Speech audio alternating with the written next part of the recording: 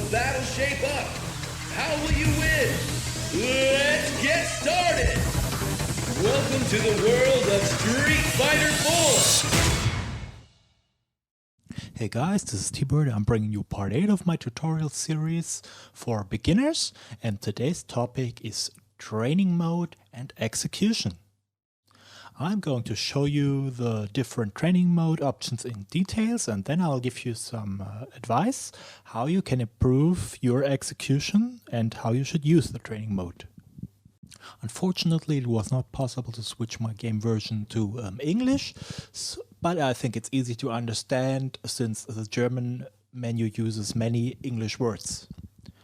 First, let's take a look at the action options. This should be pretty much self-explanatory. You can have your characters stand, you can have him crouch, or you can have him jump. The most important thing, however, is the possibility to record the dummy for 10 seconds and then play back that action. I have recorded an example where I want to practice anti-air options with Sagat. So I just programmed Ken to jump in over and over again. This is very useful because especially if you're starting out playing online, this will happen to you a lot. Next up there is the guard option. The guard option has different block options for you. Usually this is set on no block, but that's not a good option. If you're just practicing combos, you should use auto block. That means the first hit will connect and hit the opponent, and after that the training dummy will try to block all further attacks. So if you drop a combo because your cancel is too fast or too slow, or if your link is not incorrect, the combo will not come out. Also very nice is the possibility to use random block, because it teaches you to stop a combo if it leads to an unsafe attack. For example, if you want to combo 3 crouching low punches into a Shoryuken, if it's not blocked, you can connect the whole combo, but if it's blocked, you need to stop and not follow up with a Shoryuken because it would be unsafe. The next option is the quick stand option. What actually is quick stand? That's a very good possibility to insert some knowledge here. Quick stand is also known as quick recover or ground tech, and it is the ability to stand up faster than usual after a knockdown. To do that, press down or any 2 buttons the moment you are knocked down. However, quick stand cannot be used after a throw, a sweep, a super, or an ultra. Take a look at this short video to understand the difference between normal getting up and quick recover.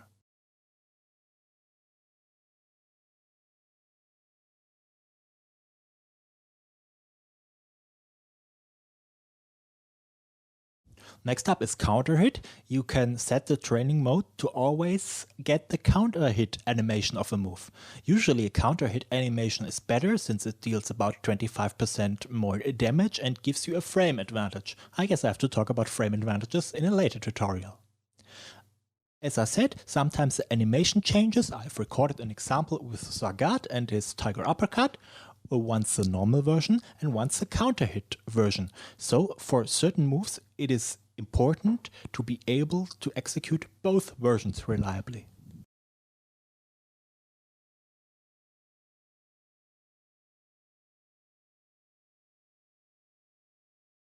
Then there is a stun version, which is usually turned off. What actually is stun? Well, I will tell you now. Each move that hits the opponent also deals hidden stun damage. Different characters have different stun limits, and once that limit is reached, you will be dizzied. It's important to understand that the stun, if you take damage from moves and you take stun damage as well, that this stun damage will decrease over time again. So you usually will be dizzied if you take a lot of damage and hits in a short amount of time. So if you feel you are near your stun limit, you should be extra careful and back off a limit to give your stun value the possibility to decrease. The next 2 points are pretty clear. That's the super combo gauge and the revenge gauge for your ultra. If you want to practice ultras and super, just set them to infinite. But now we have two very interesting points. The first one is, well, that's probably attack data or something in English, and that shows the values for moves. How much damage does it deal? How much stun does it deal?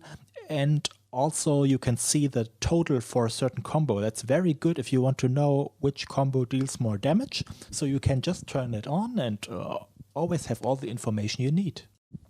Last but also very important is the input display option. This gives you the option to display all inputs as your console or your computer receives them. In that way, you can see if you do the move correctly. Very often you think, man, I did input that double quarter circle, but then you realize that you forgot the last step of the input, the forward. And I suggest always turning this on if you have problems with a combo or a move. But now is the time for some training tips. So how do you improve your execution the best? Well, the first thing you really should do is make use of the training mode possibilities. Use recording options if you have problems with certain opponents.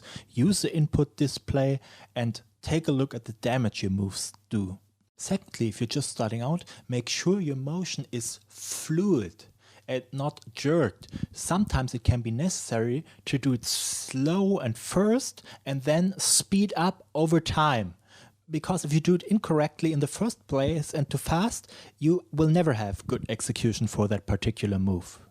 Third, first step first. Very often you see fancy combos or a technique that you really like, such as FADC, but if you're missing the basic steps, you will never be able to do this advanced technique. So, first the Dragon Punch, then the advanced technique.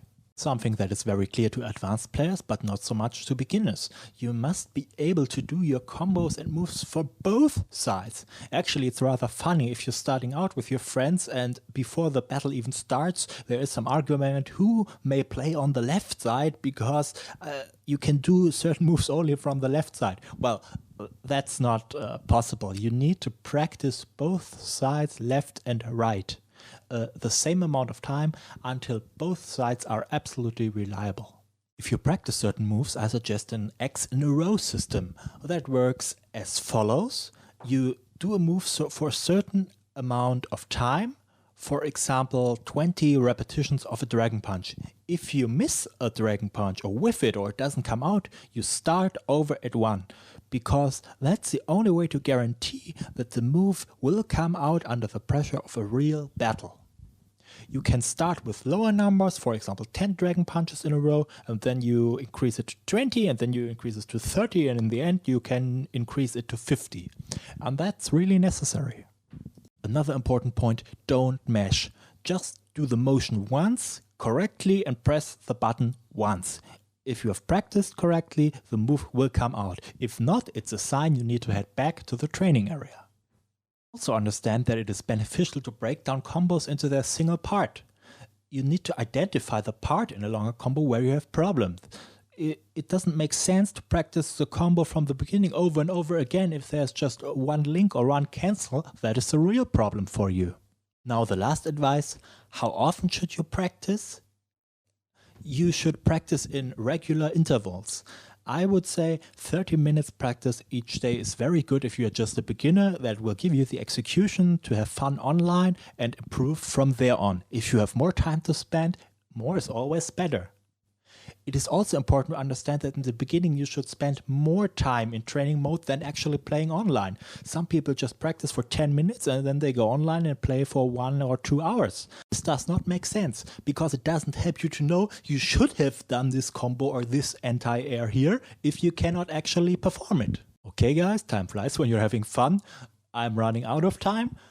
Thanks for listening and stay tuned for further releases.